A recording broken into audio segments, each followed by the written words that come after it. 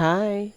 Ang niluluto ko ngayon ay ginataang puso at papaya. Naalala ko nga nung nag-aaral pa ako sa probinsya, kapag nagluluto kami nito ay ginagataan lang namin at nilalagyan lang namin ito ng bagoong pero napakasarap na niya. At dahil nakakaluwag-luwag na tayo ngayon, lagyan natin ito ng dilis at ng 5 pirasong hipon.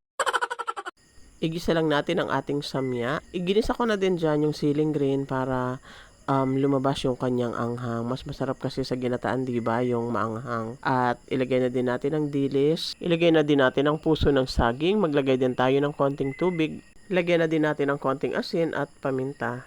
After ko nga palang hiwain ng puso ng saging, nilamas ko sa asin para mawala yung kanyang dagta. Haluin lang natin ito at takpan na natin para maluto. At dahil half cook na ang puso ng saging, sunod na nating ilagay ang papaya. Ilagay na din natin ang hipon. Timplahan na din natin ito at ilagay na din natin ang gata. Haluin lang natin ito ng dahan-dahan para ma-mix yung mga nilagay nating pampalasa. Pakuluin lang ulit natin ito hanggang sa maluto. At dahil luto na ang ating ginataang puso at papaya, tara, kain na tayo. Thank you for watching. Please don't forget to follow and share. God bless.